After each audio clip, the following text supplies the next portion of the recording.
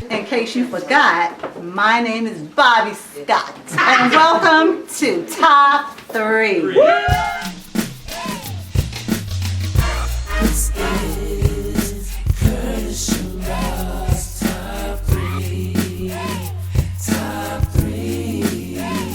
Hi, my name is Sherrod, and welcome to Sherrod's Top 3.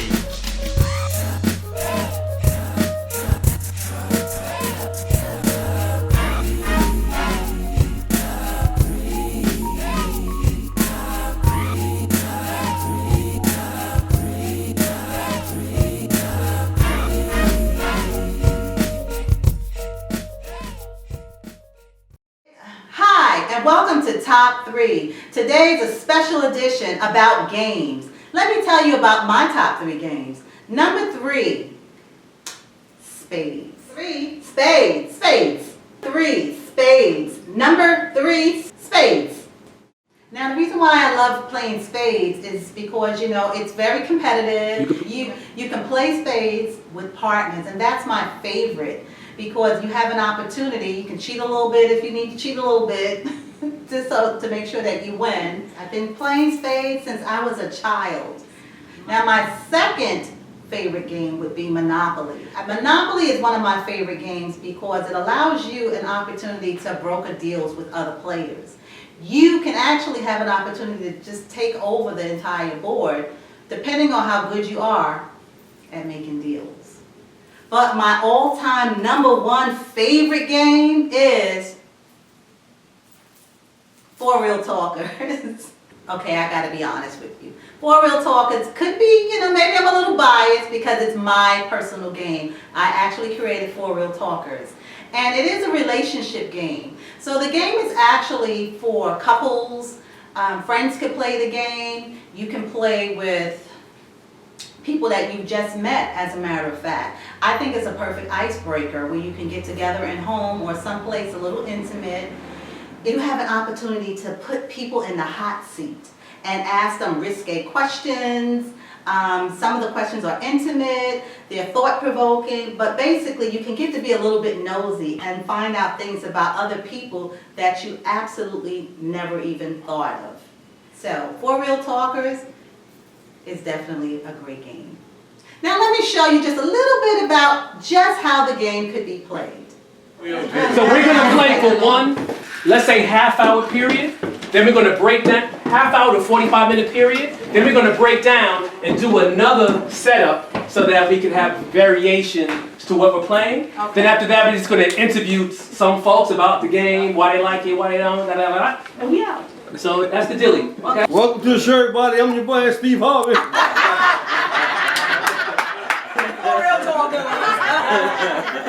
Bobbi, Bobbi, Bobbi, Bobbi, Bobbi, Bobbi, Bobbi,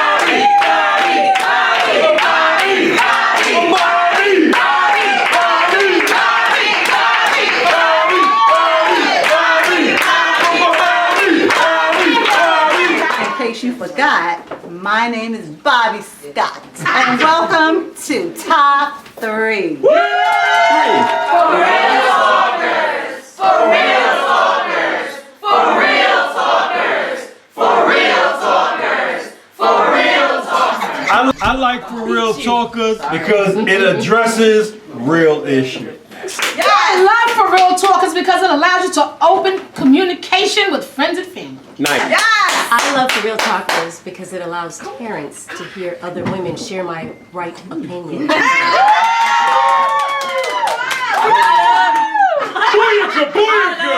fired.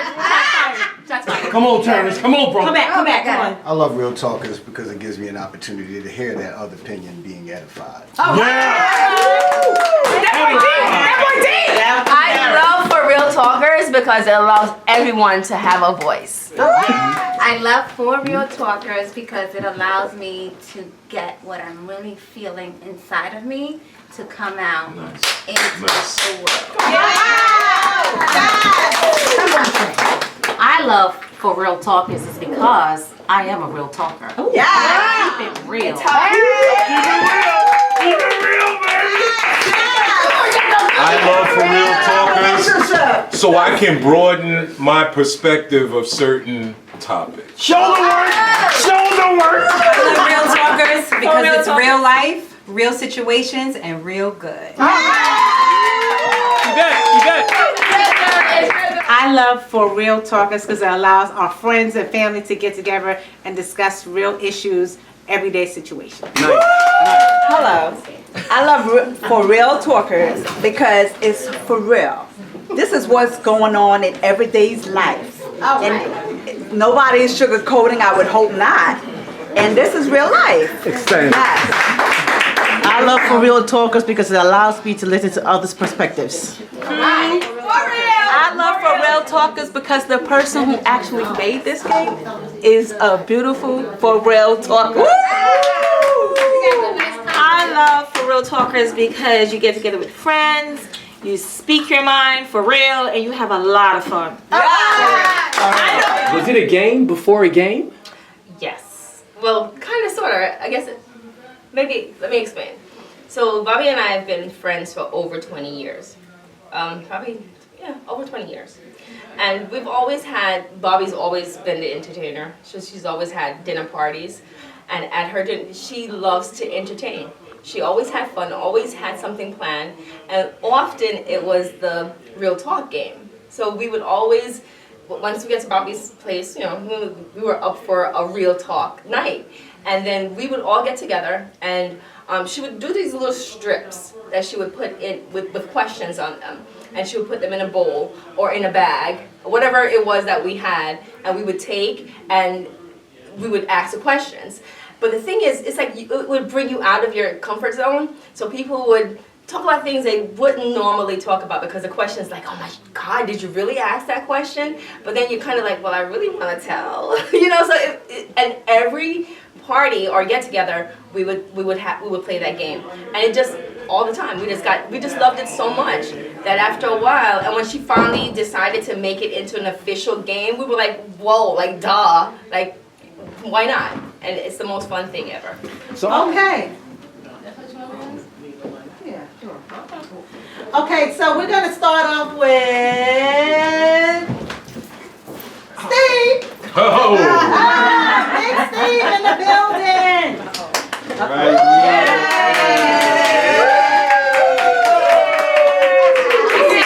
AKA the big piece of chicken. Big chicken. Okay. I'm okay.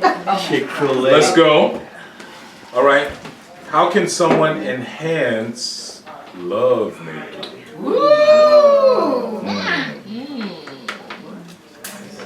Good question. Let's see your answer.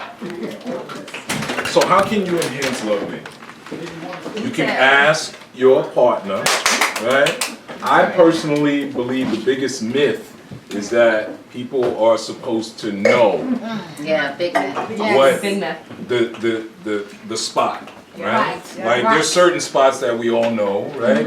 But like that's when you're young. When you get older and you get more mature and you get secure in yourself, if you're in a relationship, you should be at a secure place in your relationship to be vulnerable and to ask.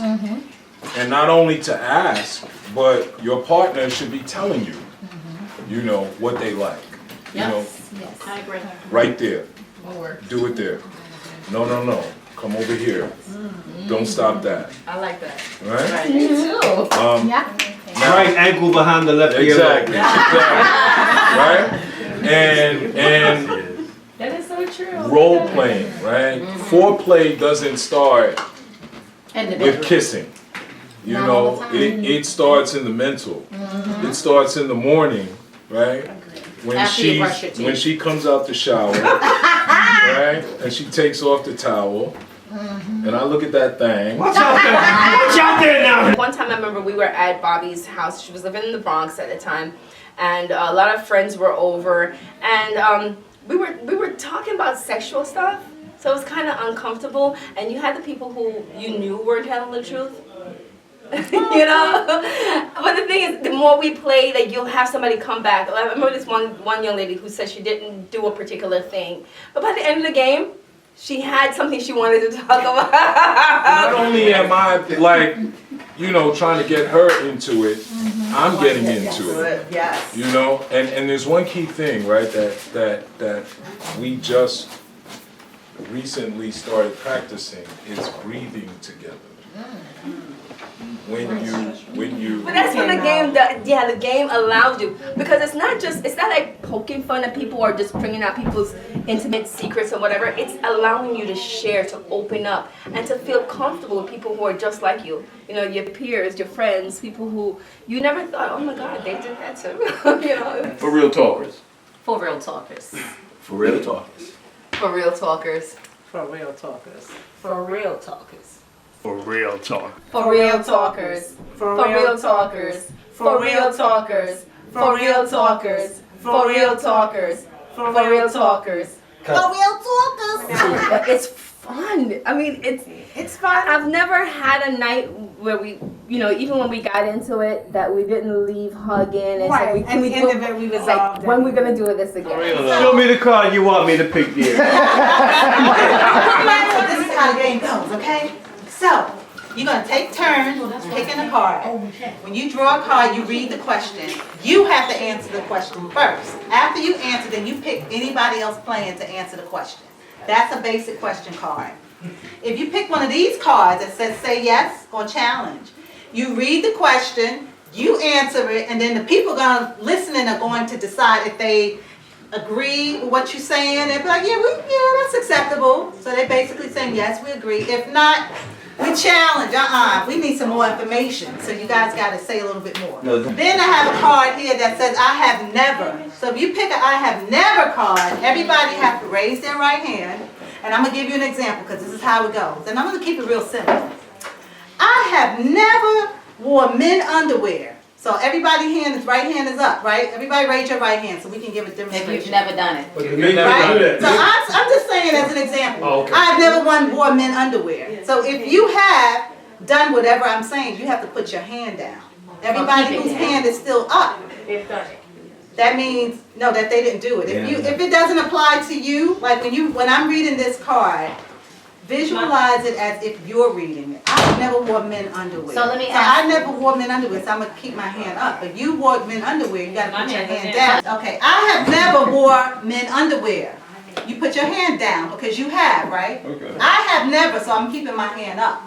But if you have to put your hand down. So you've right? never worn men underwear. So now let me just tell you, because it's a twofold thing. The people who put their hand down, now there's a task involved. Okay, the task is you have to either drink a shot of alcohol, you have to get up and do a 30-second sexy dance, whatever you consider. You could give a little kiss to somebody else that's playing, but of course they have to agree. So the object of it, when you get this card, you have power. I have never. You really want to get people to have to put their damn hand down so they can do something. Okay?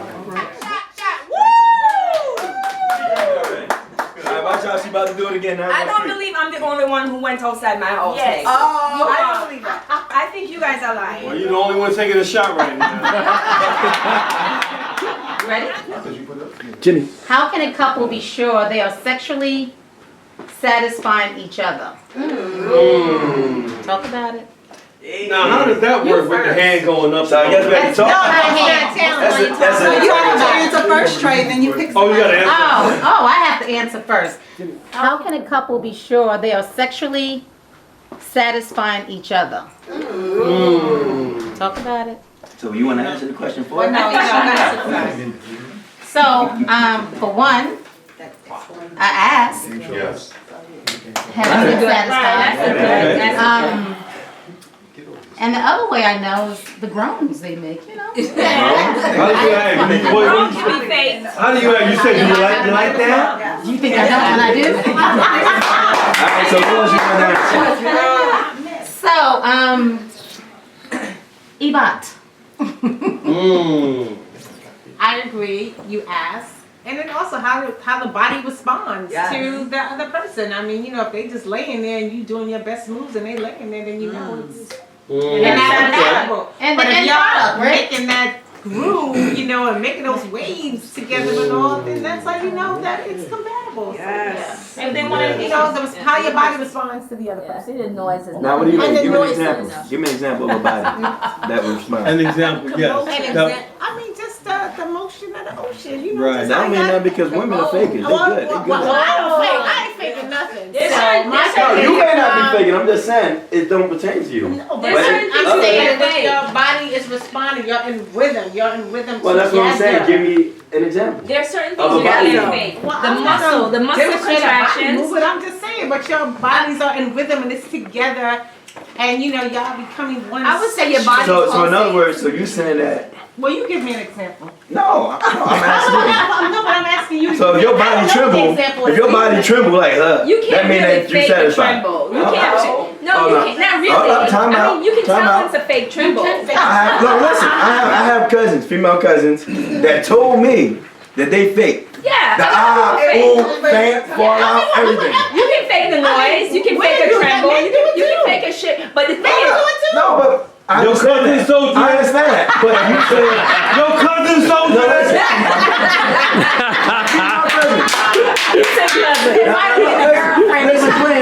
that's why I asked you, give me an example, because of the fact that I know that they can fake all of you that. can detect the fake in the noise. But you can't. And even in the tremble. Look, if I'm getting it You in, can't really fake and look, and the woman is like, oh, I'm like, yeah, I'm doing my thing. Right. You know what I'm saying? I would think I'm doing my thing. Right.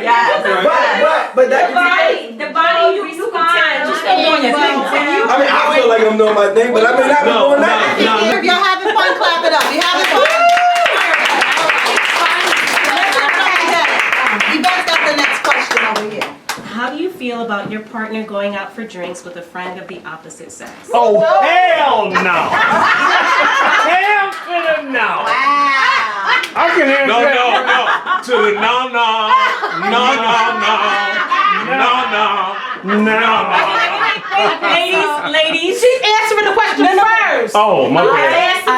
I am guilty of, I'm one of those animals that keeps my exes as friends.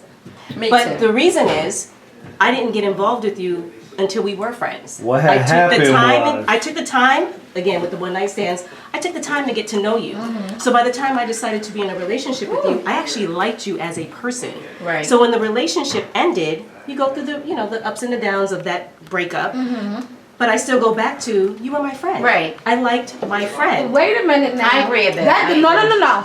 That does not warrant you going out with them when you're in a relationship. Well, see, because I keep all my exes as friends too. See, We but both friends. I don't call my girlfriends. I go out with my friends. I'm not a phone person. I used to be, but I'm not anymore. Okay. And so for me, keeping up with my friends is, hey, let's grab drinks after work. Okay. I'm in town. I'm in your town Okay. for business. Let's grab a drink okay after to be work. different. It's So okay to be different. That's not I the do question. Well, I'd like It's to okay to be different.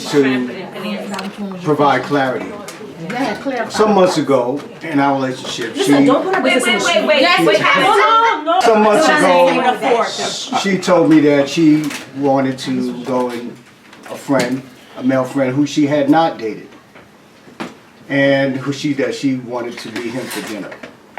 I objected because where I come from, that's just not something that we practice in monogamous relationships. Going out to dinner with people of the opposite sex. I did compromise and said, well, I understand that that's something that you're accustomed to doing, and I don't want to really dictate to you or impose upon you some kind of drastic change, so maybe you can meet him for his friend. That is something that I can tolerate. And then she said, well, yeah, and then maybe after work you can come by and meet him. So that was the suitable compromise. I would object to anything beyond that because there are just certain things that I feel should be particular to the relationship.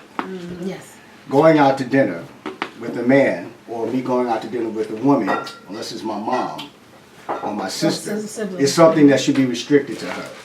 There are just certain things that I believe should be particular to the relationship, and that they are exclusive to the relationship.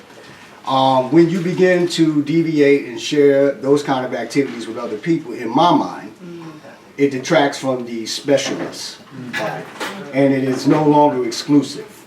You know, it's just an action. And I think that as a couple, we need certain things and activities that are just something that we do. Well said. Okay. Yes. Well said. Okay. I have a best friend. His name is Ida. We've been friends since we were 5 years old. When I got married, he became our best friend. Exactly. And to this very day, he Didn't want him to be a best friend. Well, he would have to have a discussion with me. I'm ready to shoot that mother. But you say he's just a friend. You say he's just a friend. Oh, baby. When both individuals are happy, yeah, you have your challenges here and there. But if both individuals are happy, Majority. overall, with that sex and everything there, yeah, you can work through problems because life is full of problems. Complications, difficulties are going to come. But if you can work through those obstacles in life, all the parts are that's a successful relationship. That's a universal I think that can apply to all men. correct. Well,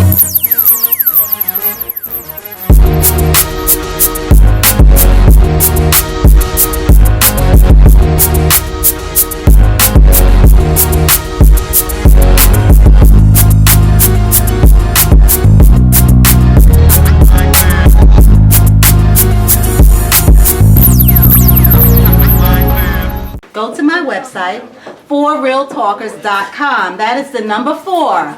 Real, R-E-A-L, talkers, Talkers.com. You can also go to Amazon because it's on Amazon as well. And thank you so much. I feel so blessed that my friends, you know, my family have all come out. My sweetheart, you know, he allowed us all to get together here. All